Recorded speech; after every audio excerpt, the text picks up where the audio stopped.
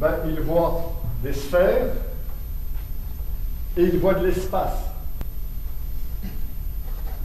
Donc par conséquent, il va commencer non pas à réfléchir à des cadres de référence et à essayer de faire rentrer des choses dans ce cadre, mais au contraire, il ouvre son esprit et il se dit, ben tiens, que ce que je vois des sphères.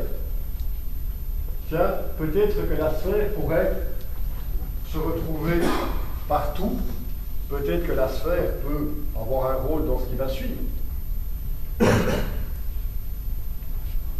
Donc, on a vu comment fonctionnait la force gravitationnelle. Je vais encore vous donner la définition, parce qu'elle est importante, je pense, de bien comprendre aussi d'un point de vue mathématique en quoi consiste la définition de cette force gravitationnelle. En physique quantique, elle pose un problème, et pourquoi cette force gravitationnelle pose un problème en physique quantique par rapport à la physique cosmologique. Quand vous regardez la formule gravitationnelle, vous avez la force gravitationnelle est égale à la constante qu'on appelle constante gravitationnelle qui a été découverte par Cavendish, donc multipliée par le produit des masses par la distance qui les sépare au carré. Quand on parle de masse comme la Terre, 10 exposant, je ne sais pas, 24 ou 30 grammes, 30 kilos plutôt, ben dans ce cas-là, on est dans des valeurs qui sont élevées. Pourquoi est-ce qu'il faut une valeur élevée? Parce que cette fameuse constante gravitationnelle, elle vaut 6,67 fois 10 moins 11 kg, etc. Ça veut dire que vous avez déjà 10 exposant 11.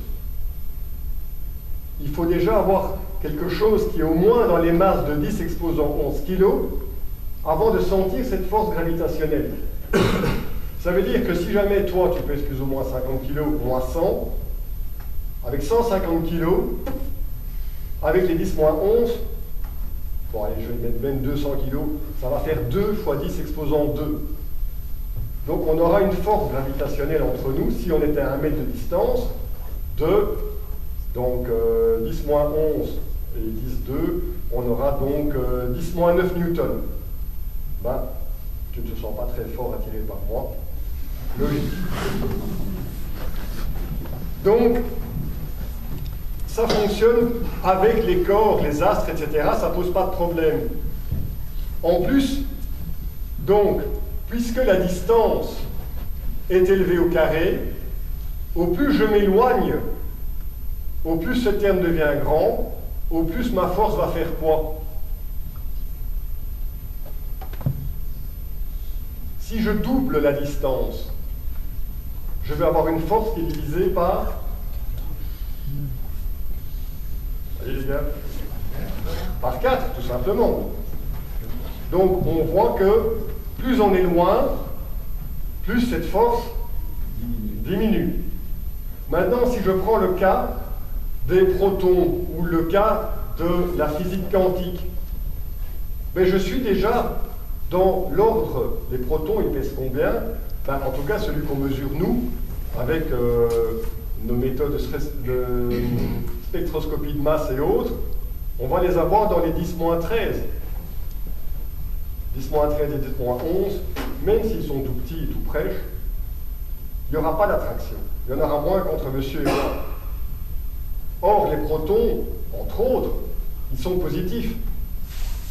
Si vous prenez deux aimants, c'est le même principe, et que vous mettez les pôles nord et pôles nord ensemble, vous pourrez toujours essayer de courir pour les mettre ensemble, ça ne marchera pas. Avec les protons, qui sont positifs et positifs, pour les mettre ensemble, il faut une sacrée force. Vraiment une sacrée force. Sinon, ils s'en vont. Et c'est d'ailleurs pour ça qu'on appelle ça la force forte, parce qu'elle est forte. Donc par conséquent, il fallait vaincre cette répulsion électrostatique. Et visiblement, la gravité, en tout cas, pour moi, logiquement comme ça ne peut pas être la force gravitationnelle. À cause de ce que je viens de vous donner. De cette constante gravitationnelle, de la masse des protons, donc il fallait développer quelque chose d'autre. Et c'est pour ça qu'on a développé un modèle standard. C'est pour ça qu'on a développé d'autres choses, d'autres interactions. On essaie de comprendre. C'est une démarche tout à fait intelligente. Nassim, lui, il s'est dit, mais voilà, puisqu'il nous faut une masse plus importante, et que, d'après mes recherches, d'après mon intuition, mon feeling, toute la matière est organisée en trous noirs. Est-ce qu'un trou noir pourrait avoir une masse suffisante? Mais avant de répondre à cette question, voyons donc ce que c'est que ces trous noirs, puisque si on part du principe qu'un trou noir est ce dangereux trou qui absorbe tout, on peut arrêter la discussion ici. Puisque les trous noirs absorbent tout, on va tous mourir, c'est fini, autant aller voir une guerre, et faisons autre chose.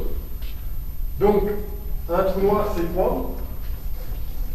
C'est évidemment quelque chose qui a une masse extrêmement importante, et on le définit comme un corps dont le champ gravitationnel est si intense qu'il empêche toute forme de matière ou de rayonnement de s'en échapper. Et évidemment, comme ils n'émettent pas de lumière, ils sont noirs.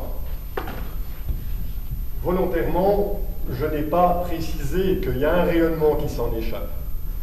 Parce que dans l'histoire des trous noirs, ce rayonnement n'a été découvert que très tard. Et il n'a pas été découvert parce qu'on analysait les trous noirs. Il a été découvert parce qu'on cherchait à voir si les trous noirs étaient occupés à mettre toute notre physique par terre. Parce qu'en physique, il y a quelque chose que l'on est obligé de respecter. Parce que si jamais ça tombe, alors je ne sais même plus comment je m'appelle. Et ça s'appelle les principes de la thermodynamique. Or, le trou noir, s'il absorbe tout, votre thermodynamique, les gars, elle n'est plus là. Donc, ça remet tout en question, on se retrouve à l'âge de la pierre, ça ne marche pas. Donc, par conséquent, on avait intérêt à trouver que ces trous noirs rayonnaient, et heureusement, Hawking a trouvé que ce trou noir avait bien un rayonnement, sinon notre thermodynamique, c'était fini. Les caractéristiques d'un trou noir, jusqu'ici, vous comprenez? Bon, niveau son, continuons. Les caractéristiques d'un trou noir, donc, vous allez voir en fait qu'ils ont beaucoup de caractéristiques et que ce n'est pas du tout un machin qui absorbe tout et qui rend rien du tout, que ce n'est pas une prison céleste où on peut mettre la matière et tout.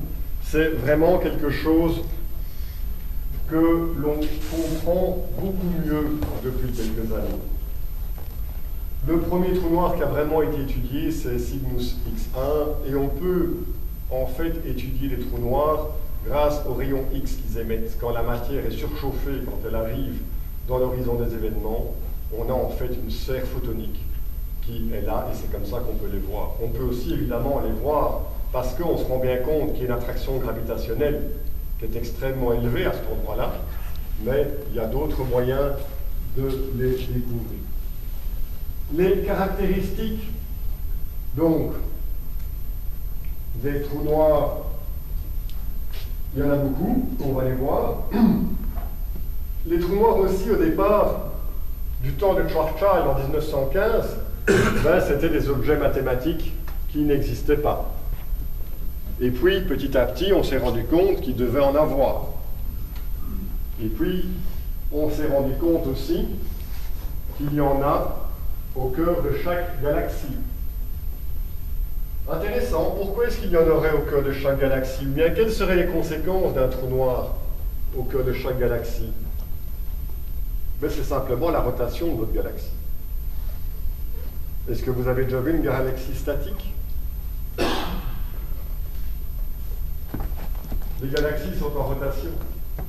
Et si vous n'avez pas un trou noir, en tout cas, c'est une supposition que je fais, au centre de la galaxie, vous n'aurez pas de rotation.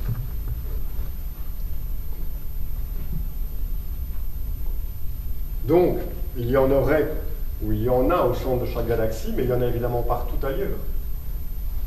Donc, ils sont nombreux, et chaque jour, on en découvre maintenant. Quand vous allez sur le site de la NASA ou autre, vous allez voir que de plus en plus, on vous dit, tiens, il y a un trou noir là-bas, il y en a un là-bas, tiens, on voit deux trous noirs qui sont en interaction là-bas, qui ont un phénomène de rotation. On mesure au niveau cosmologique que les trous noirs qui sont dans leur influence mutuelle, en fait, ne sont pas spécialement en train de s'absorber, bien que c'est possible, mais qu'ils ont des vitesses relativistes aussi. À propos de la vitesse, est-ce qu'une vitesse relativiste, c'est tellement quelque chose d'exceptionnel? Vous savez que les électrons dans la matière tournent environ 9/10 de la vitesse de la lumière autour du noyau. Mais si vous imaginez la somme des vecteurs de vitesse que l'on a, nous sommes sur une Terre qui a une rotation. On a déjà une petite vitesse. En plus, il y a une révolution. Oula, il faut déjà un peu plus. Et puis, on est dans une galaxie qui a une rotation et une révolution. On est dans un cluster qui a la même chose, etc., etc. Quand vous commencez à additionner ça, c'est pas mal la vitesse. Donc, de nouveau. Alors, donc, quels sont les types de trous noirs? Jusqu'à présent, on ne peut connaître que 3 types de caractéristiques. Pour un trou noir, tous les trous noirs ont une masse. Ils peuvent être soit chargés électriquement, soit non. Et ils peuvent être soit non rotatifs, soit sans moment cinétique, soit avec moment cinétique. On a donc 4 types de trous noirs différents. Alors, on va retrouver notre seul photon qui permet d'ailleurs de les détecter. Ici, vous avez l'horizon des événements et vous avez ici une singularité.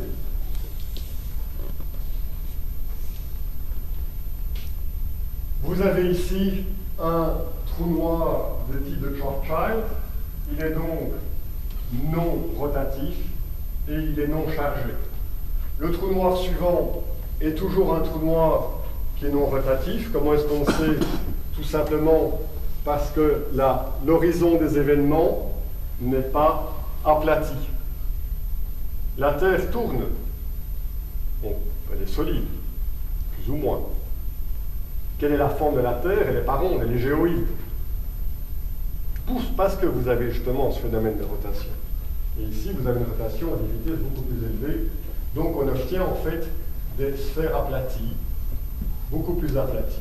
Ici, vous avez le trou noir de Kerr, qui est un trou noir qui est en rotation et qui est non chargé. Et c'est en général dans cette famille de trous noirs que l'on met les trous noirs que l'on décèle en cosmologie. Voici un exemple de trou noir rotatif et vous voyez bien que l'horizon des événements n'est pas plat. C'est pour ça, n'est pas rond en tout cas, qu'on ne peut pas utiliser le rayon comme valeur de référence, puisque évidemment, comme on n'a pas une sphère parfaitement ronde, et puis c'est aussi difficile dans quelque chose qui a une attraction gravitationnelle aussi élevée de mettre une distance là-dedans. Puisque vous savez qu'un des principes de la relativité, c'est de dire que les distances varient avec l'attraction gravitationnelle. Plus l'attraction gravitationnelle est élevée, plus vous avez une variation. Or ici, nous sommes dans des cas où l'attraction gravitationnelle est extrêmement élevée. Donc, il est tout à fait logique de réfléchir dans les trous noirs en tant qu'horizon des événements, en tant qu'enveloppe du trou noir, plutôt qu'en tant que rayon. Le théorème de la calvitie, et là, de nouveau, je vais reprendre mon texte, mais en 2 mots, c'est évidemment un théorème qui est extrêmement important parce que l'information qui se trouve dans la matière, normalement, l'information, on parle d'information énergie ou masse, c'était plus ou moins similaire, mais on retrouve des caractéristiques. Et quand cette information passe dans un trou noir, au départ on pensait qu'elle disparaissait, qu'elle n'avait plus.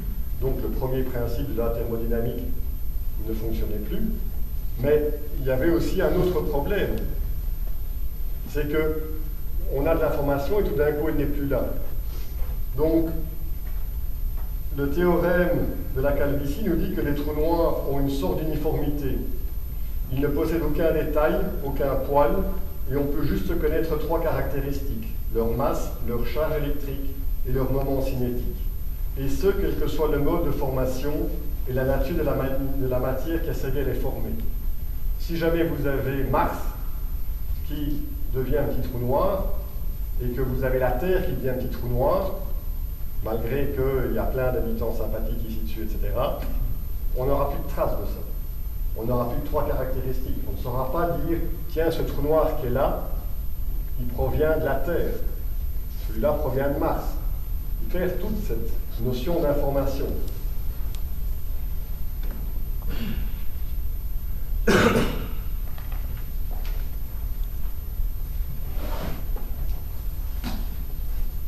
Donc la transformation, par exemple, de la Terre en un trou noir, émet un certain nombre de photons et donc gravitationnels.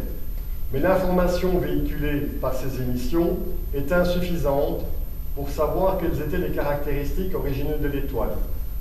Une énorme quantité d'informations sur les caractéristiques originelles de l'étoile doit donc rester à l'intérieur d'eux ou sur l'horizon des événements. De même, quand de la matière est absorbée par le trou noir, celle-ci perd ses poils en émettant des ondes gravitationnelles, mais la quantité d'informations émises par celle-ci est très insuffisante pour retrouver les caractéristiques initiales de la matière absorbée. Il semblait donc que l'importante quantité d'informations connues dans un trou noir ne pourrait jamais en sortir et était même détruite à son entrée dès l'horizon des événements. Pour l'instant, on ne sait pas si la matière peut ressortir d'un trou noir. Nos observations des trous noirs datent d'il y a à peu près 20 ans. À l'échelle cosmologique, 20 ans, ce sont des peanuts. Qui nous dit par exemple qu'à partir du moment où on est dans le centre du trou noir, il ne se passe pas quelque chose, ils ne sont pas reliés à des trous de verre, par exemple, ces fameux wormholes qui permettent de passer d'un endroit à l'autre, puisque dans le modèle holographique, on va voir que la capacité énergétique du proton contient la possibilité de contenir tous les autres protons, comme si jamais les 10 exposants 80 protons de l'univers étaient vraiment connectés à un proton. Donc il y a cette possibilité d'avoir ces petits trous de verre qui sont connectés et qui répartissent l'énergie masse finalement et l'information. Ce qui sera assez intéressant parce que ça prouverait que mes protons communiquent avec les vôtres. Et je peux plus dire, tiens, celui-là il m'appartient. C'est le mien, reste bien là. Donc cela posait un problème avec la thermodynamique, puisque l'énergie ou l'information est toujours conservée et ne peut pas être détruite. C'est ce qu'on a appelé le paradoxe de l'information, car cela violait le premier principe de la thermodynamique. Ce paradoxe de l'information a trouvé une solution grâce au principe holographique. On va voir le principe holographique plus tard, mais en ce qui concerne en tout cas la thermodynamique, qui est quand même le b.a.-ba de la physique, on se rend compte qu'on est allé assez loin pour expliquer quelle était la thermodynamique des trous noirs. Si les trous noirs, c'est des objets qui n'intéressent personne, je me demande alors pourquoi avoir fait ça. Je rigole parce que, après l'article de Nexus, j'ai reçu une lettre d'un docteur Alexandre quelque chose. Donc, je ne sais pas en quoi est-ce qu'il était docteur, mais il me dit qu'il est issu d'un avis, les trous noirs n'existent pas. Ben, monsieur, c'est votre droit d'y croire, de ne pas y croire. Mais je pense qu'on n'est pas au niveau ici de la croyance. Il y a des indices qui prouvent qu'il y a des choses qui sont là, qui ont une masse gravitationnelle énorme. Et ben voilà, maintenant, je pense que vous pouvez trouver en science tout et son contraire. Il y a des médecins qui disent que fumer c'est bon pour la santé. Il y a des cigarettiers qui ont fait plein d'analyses en disant ben oui, finalement ça tue pas. J'ai encore vu notamment, c'était assez comique, dans les années 55, une étude validée par un institut médical qui disait que en fait, quand on avait une cirrhose du foie, finalement boire un petit peu d'alcool c'était pas si mauvais que ça. C'était au contraire, ça stimulait les défenses du foie. Ben oui. On peut très bien trouver encore des scientifiques qui vont vous dire des trous noirs, mais ça n'existe pas. Oui, ceci, pas de problème. Mais je ne réponds pas en général à ce genre de courrier. Donc, la thermodynamique des trous noirs et enfin ce fameux rayonnement de Hawking qui a permis justement à la thermodynamique de fonctionner, puisque lorsqu'on a un corps noir qui reçoit de l'information, il doit émettre aussi de l'information. Et le rayonnement de Hawking, qui a été découvert il a évidemment prouvé que les corps noirs émettaient finalement un rayonnement, ce qui a permis la mise en place de ces fameux principes de la thermodynamique. Alors maintenant, comme le nom du dernier papier l'indique, la gravité quantique et la masse holographique, vous avez là-dedans holographique. Qu'est-ce que c'est que l'holographie?